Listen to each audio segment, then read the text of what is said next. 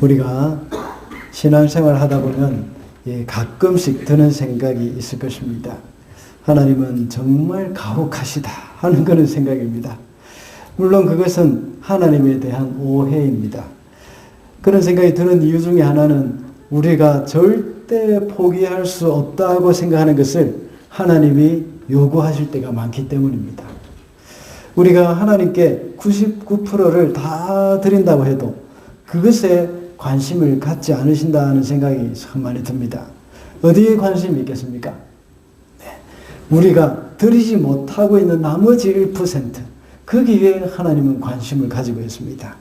그 1%를 드리지 못한 것을 하나님께서는 우리에게 요구를 하십니다.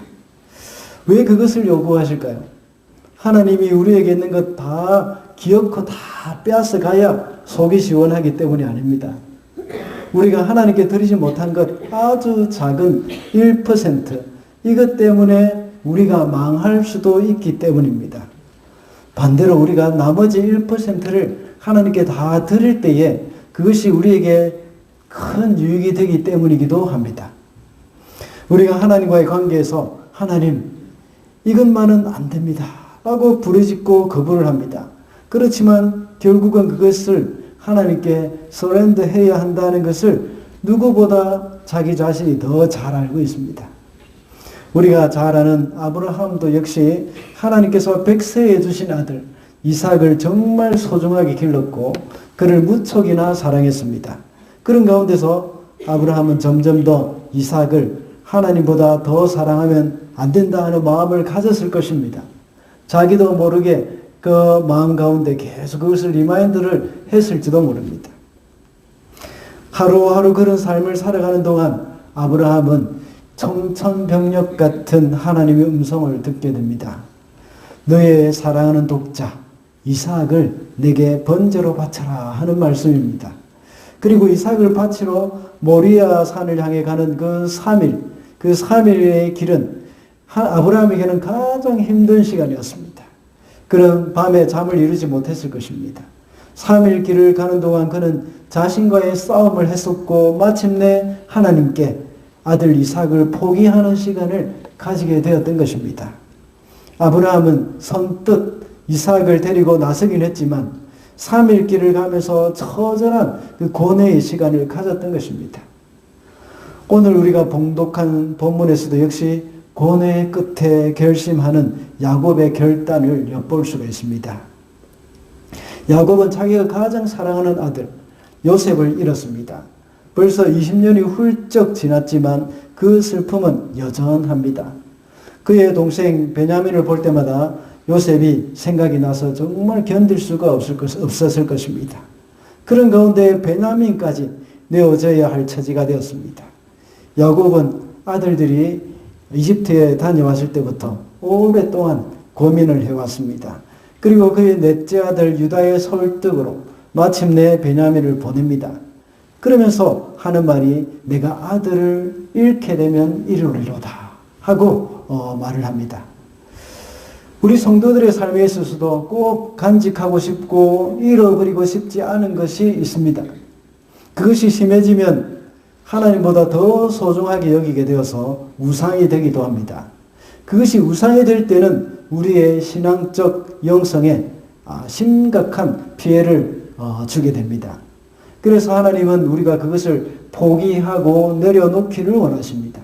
그것이 바로 우리 성도의 삶 가운데 베냐민과 같은 존재입니다. 우리 성도들에게도 혹시 너무나도 소중해서 포기하고 싶지 않은 그 무엇이 있다면 그것이 바로 베냐민입니다. 어떤 사람은 이 베냐민에 해당되는 것이 재물일 수도 있습니다. 어떤 사람은 야곱과 같이 자식일 수도 있고요. 또 어떤 사람은 그것이 안락한 노후의 삶일 수도 있습니다. 그것을 하나님 앞에 결코 포기할 수 없이 소중한 것이 된다면 바로 베냐민인 것입니다. 우리가 생각하기에 너무나도 소중하게 생각하지만 그것이 우리에게 해가 될 수도 있는 것입니다. 그래서 오늘은 베냐민을 포기하라는 제목으로 말씀을 살펴보고자 합니다. 첫째로 베냐민을 포기할 때에 문제가 해결이 됩니다. 5절 말씀입니다. 그러나 아버지께서 막내를 보낼 수 없다고 하시면 우리는 갈 수 없습니다. 그분이 우리에게 말하기를 너희가 막내 아우를 데리고 오지 않으면 다시는 나의 얼굴을 못 볼 것이다 하였기 때문입니다. 야곱의 아들들이 이집트에 가서 양식을 사온 지가 벌써 얼마나 오래됐는지 알 수가 없습니다. 기근이 점점 더 깊어가고 그들이 이집트에서 사온 양식은 바닥을 긁는 소리가 들립니다. 더 이상 버틸 수가 없습니다. 그런데 아들들 중에는 그 누구도 이집트에 다녀와야 한다는 말을 꺼내지도 못하고 있습니다. 그 이유가 뭘까요? 이집트에는 시므온이 잡혀 있습니다. 가서 양식도 사고 시므온도 구해와야 합니다. 그러나 다시 이집트로 가기 위해서는 막내 동생 베냐민을 데리고 가야만 하기 때문입니다. 이집트에는 아주 엄한 총리가 자신들을 간첩으로 몰아서 베냐민을 시므온을 볼모로 잡아두고 베냐민을 데리고 오라고 했습니다. 그러면 간첩이 아니라는 것을 인정해 주겠다고 했습니다. 그러나 아버지 야곱은 절대 베냐민을 못 보낸다고 합니다. 이렇게 버텨오다가 여기까지 온 것입니다.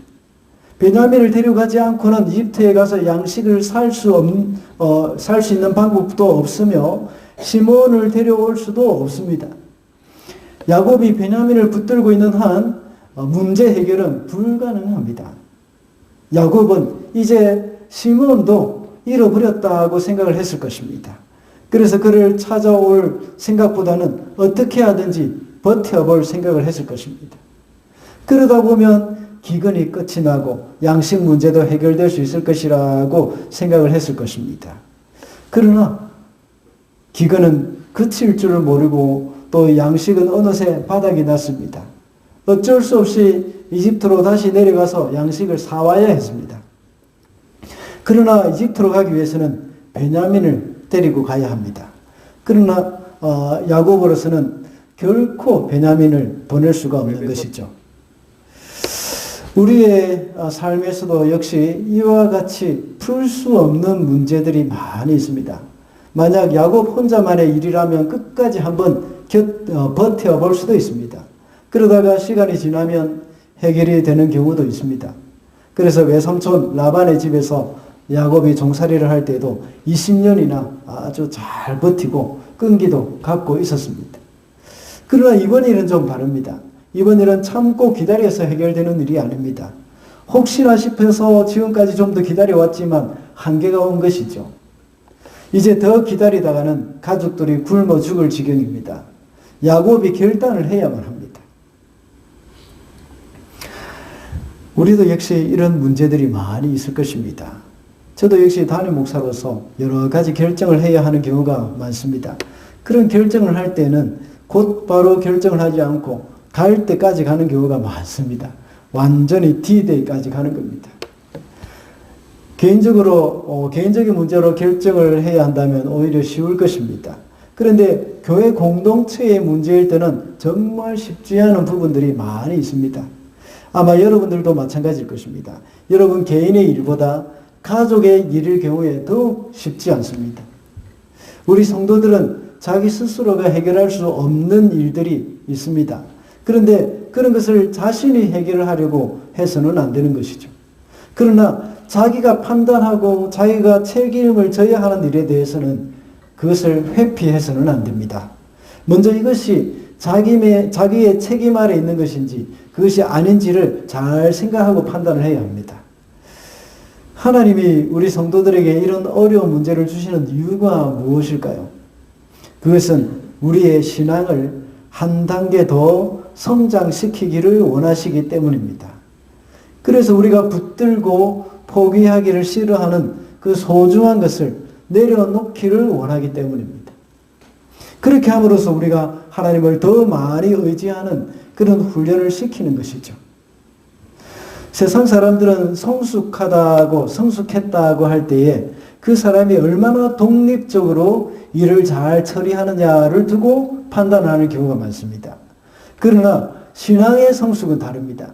신앙의 성숙은 그 사람이 얼마나 자신을 부인하고 하나님을 의지하느냐, 거기에 달려 있는 겁니다. 자신이 가지고 있는 힘과 권력, 또 지혜, 그리고 자신이 소중하다고 여기는 것이 있습니다. 그러나 그것은 하나님만 사랑하고 하나님만 의지하는 신앙생활에 아주 치명적인 해를 끼치는 경우가 많습니다.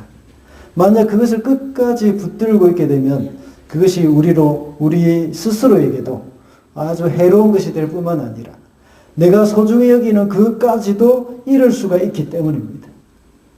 야곱이 요셉을 잃고 20년 이상 마음을 닫고 괴로워하면서 베냐민을 품고 있는 것을 하나님이 보시기에 어땠겠습니까?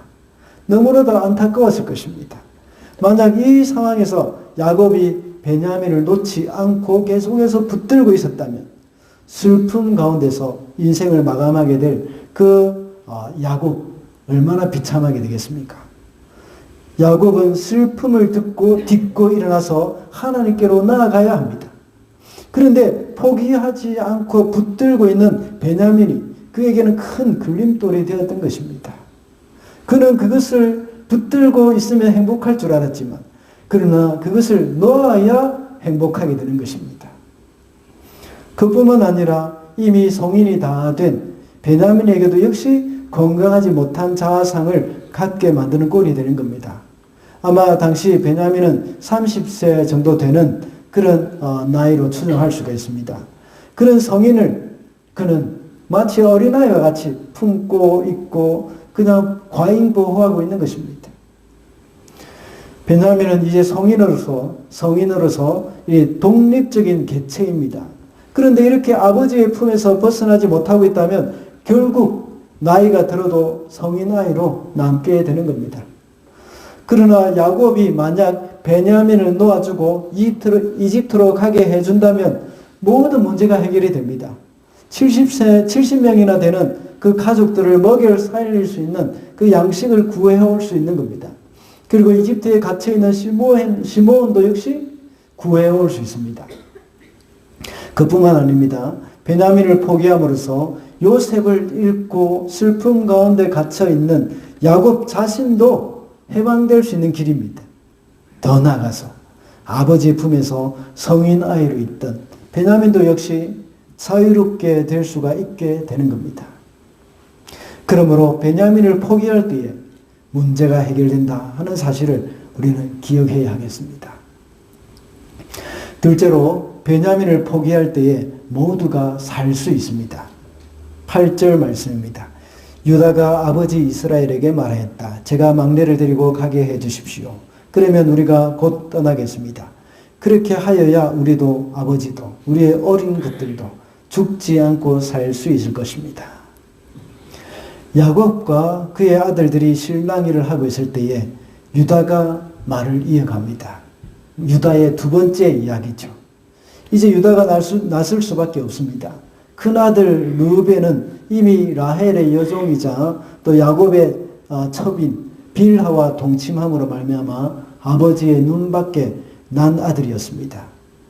그리고 레위와 시므온은 여동생 디나의 일로 세겜 사람들을 학살함으로 가족들에게 큰 위기를 안겨줬습니다. 거기다가 지금 시므온은 이집트에 볼모로 잡혀가 있는 중입니다. 그래서 넷째 아들인 유다가 나설 수밖에 없는 상황입니다. 유다는 아버지를 잘 설득했습니다. 유다가 이렇게 아버지를 잘 설득할 수 있었던 이유가 무엇일까요? 유다는 아버지의 마음을 잘 이해할 수 있었습니다. 이미 그는 두 아들을 잃은 경험이 있었기 때문입니다. 38장의 내용을 거슬러 올라가 보십시다. 유다는 가족을 떠나서 가나안 사람들과 생활하다가 다시 돌아온 사람이죠. 그는 가나안 여인과 결혼을 해서 세 아들을 낳았습니다. 그리고 큰 아들을 위해서 가나안 여인 다말을 며느리로 데리고 와서 결혼을 시켰습니다. 그런데 하나님이 큰 아들을 쳐 죽이셨습니다. 그래서 형이 아들이 없이 죽었기 때문에 둘째 아들이 형수에게 장가들었지만 그도 역시 악을 행하여서 하나님이 죽이셨죠. 이번에는 셋째 아들을 줘야 하지만 셋째 아들도 역시 죽게 될 것 같아서 두려워서 며느리에게 주지 않았습니다. 그러다가 며느리 다말과의 그 부끄러운 행동을 함으로 말미암아서 며느리가 자신의 쌍둥이 아기를 낳았던 것입니다. 그래서 유다는 두 아들을 잃은 사람으로서 아버지의 마음을 충분히 이해하는 사람이었습니다. 그리고 베냐민을 포기하지 못하는 아버지 야곱을 보면서 자신도 역시 셋째 아들을 포기하지 못하여서 다말에게 주지 않았던 유다였죠. 그 일로 인해서 후회스러운 일을 겪었던 사람이었기 때문에 더욱더 아버지를 이해할 수 있었던 것입니다. 이것을 볼 때에 사람을 설득할 수 있는 것은 말을 유창하게 잘하거나 못하느냐 여기에 달려있지 않습니다. 그리고 논리적으로 말을 하느냐 이것도 아닙니다. 사람을 설득할 수 있는 것은 입으로 하는 말이 아니라 이 마음으로 하는 말입니다. 그 마음 가운데 진심이 담겨있고 긍휼의 마음이 담겨있는 그 말이 더 설득력이 있다는 것입니다. 유다는 처음에는 아버지가 그렇게 슬퍼하는 것에 대해서 공감하지 못했습니다. 그러다가 자신도 역시 두 아들을 잃어본 경험을 한 후에 그 후에 그는 아버지의 마음을 알게 됐습니다. 그래서 사랑하는 조셉을 잃어버리고 낙심해 있는 그가 아버지의 마음을 이해하게 됐던 것이죠. 유다의 그 마음이 바로 아버지 야곱의 마음을 움직일 수 있게 했던 것입니다. 처음에 르우벤은 그렇지 못했습니다. 그는 말하기를 내가 베냐민을 다시 데려오지 못하면 내 두 아들을 죽이라고 말을 합니다. 이런 말을 하는 것은 아들을 잃은 슬픔이 무엇인지 알지 못하고 하는 말이지 않습니까? 그래서 르우벤은 아버지 야곱을 설득시키지 못했던 것입니다. 그리고 유다는 베냐민을 위해서 자신이 담보가 되겠다고 말을 합니다. 오늘 세 번역에서는 내가 책임을 지겠다고 이렇게 말했지만 개역개정이나 본문에 보면 원문에 보면 담보라는 그 말로 번역이 되어 있습니다. 또다시 유다의 이런 담보라는 말을 통해서 유다의 부끄러운 과거가 또 떠오릅니다. 38장에서 유다는 며느리 다말이 창녀인 줄 알고 그에게 들어가서 동침하기 위해서 담보물을 줍니다. 그 담보물이 도장을 묶는 끈과 지팡이를 준 것입니다. 그것으로 인하여서 그의 며느리가 죽지 않고 살았던 적이 있었습니다. 오늘 본문에 나오는 담보라는 말이 38장에 나오는 그 담보라는 말과 같은 어원이고 같은 단어입니다. 유다는 담보라는 말의 의미를 체험적으로 이미 알고 있는 사람입니다. 38장에서 다말과의 사건에서 야곱은 도장과 끈과 지팡이를 담보로 했지만 이제는 자신이 직접 담보가 되겠다고 말을 합니다. 그래서 유다는 모든 사람을 살리기 위해서 자신이 담보가 되겠다고 나섰던 것입니다. 그리고 베냐민을 보내야만 모든 가족들이 살 수 있다 하면서 아버지를 설득시켰던 겁니다. 왜냐하면 베냐민을 데리고 가야 이집트의 곡식을 사서 모든 가족들이 먹고 굶어 죽지 않을 수 있기 때문입니다. 야곱이 베냐민을 보내느냐 보내지 않느냐는 단순한 문제가 아니라고 했습니다. 그것은 모든 가족이 살고 죽는 문제와 직결되어 있습니다. 그래서 베냐민을 데리고 갔다가 다시 데리고 돌아오도록 자신이 담보가 되겠다고 말을 합니다. 이렇게 유다는 모든 사람을 살리기 위해서 자기 스스로를 담보로 잡았던 것입니다. 이러한 유다의 모습을 통해서 우리는 예수 그리스도의 모습을 발견하게 됩니다. 예수님께서도 역시 모든 사람들을 살리기 위해서 자신을 담보물로 바쳤습니다. 그래서 십자가에서 죽으셨습니다. 하나님도 역시 가장 소중한 독생자를 포기하심으로 모든 사람들을 죄에서 살리셨습니다. 독생자 예수 그리스도께서 십자가에 죽으심으로 말미암아 인류의 죄를 대속하시고 그를 믿는 자마다 모두가 죄에서 구원을 얻게 되었습니다. 이렇게 해서 야곱이 베냐민을 포기하고 내어주었을 때 그의 온 가족은 살게 되었습니다. 만약 끝까지 야곱이 베냐민을 포기하지 않고 있었다면 결국은 베냐민까지도 굶어서 죽게 되는 것입니다. 여러분이 포기해야 할 베냐민은 어떤 것입니까?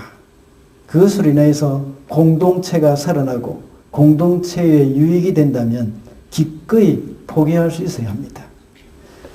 유다와 같이 자신을 담보로 하여서 다른 사람을 살리는 자리에 설 수 있어야 합니다.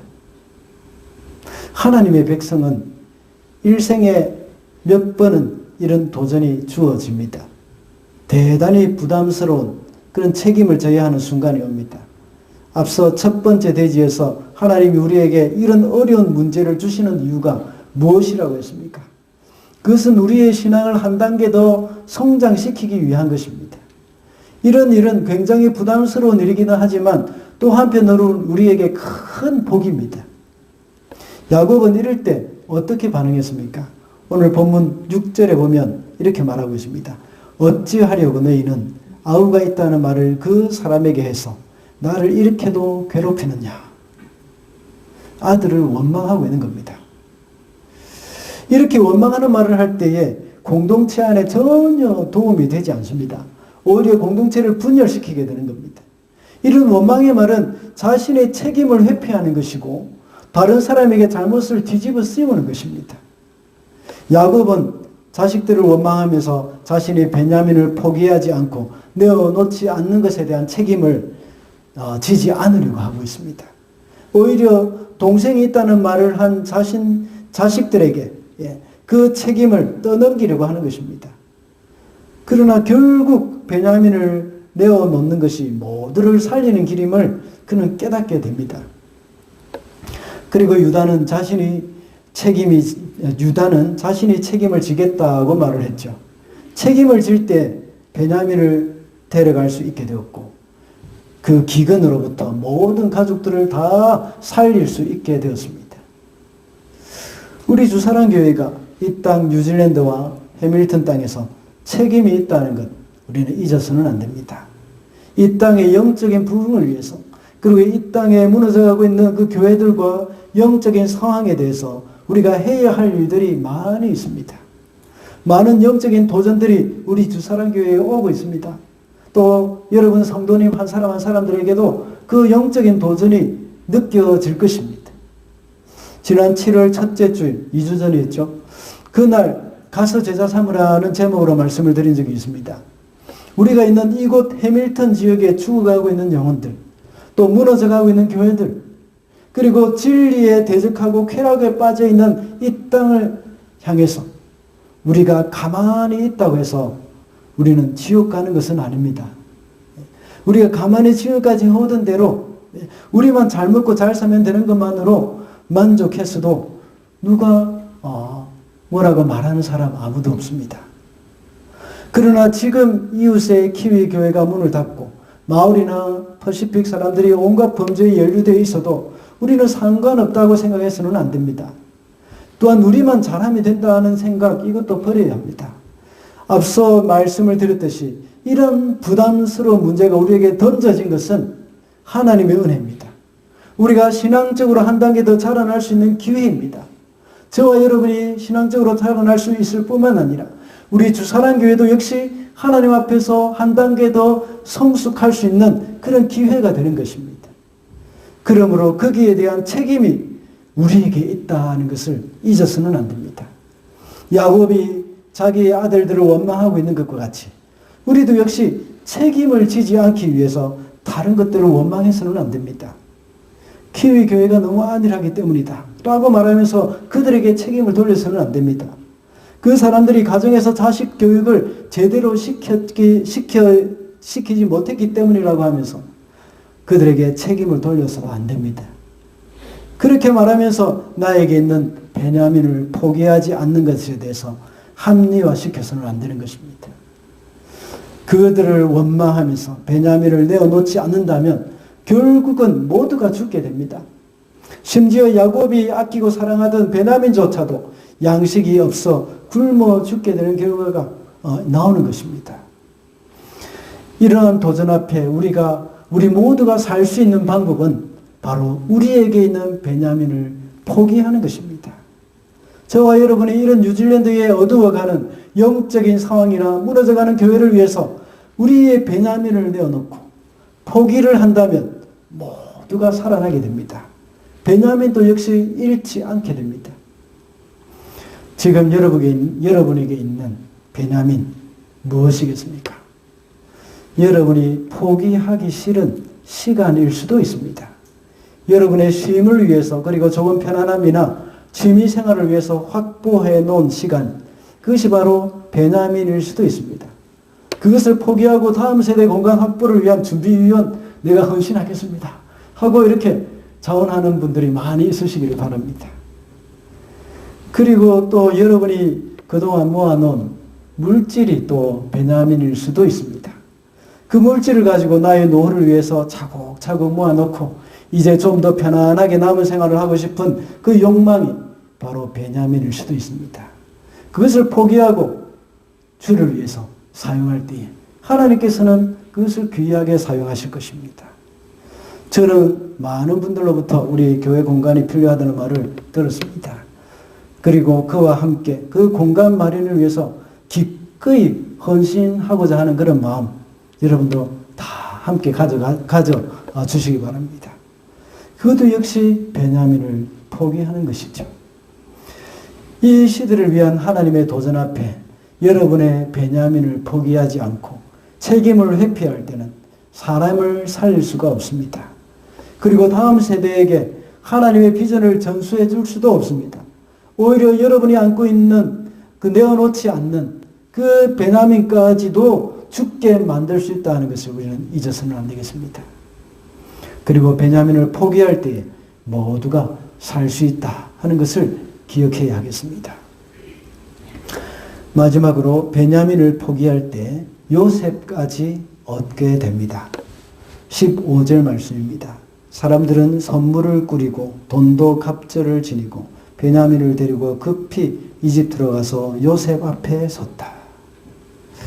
우리가 베냐민을 포기한다면 포기한다는 그런 생각만 가지게 된다면 굉장히 부담스럽고 소망이 없다는 생각이 들 것입니다. 그러나 하나님께서는 결코 공짜가 없습니다. 하나님은 우리의 순수한 헌신에 대해서 몇 배로 갚아주십니다. 야곱의 결단으로 아들들은 베냐민을 데리고 이집트로 가서 모두 요셉 앞에 서게 되었습니다. 요셉의 형들은 비록 알지 못했지만 그렇게 함으로 요셉을 포함하여서 야곱의 12아들이 모두 모이게 되었습니다.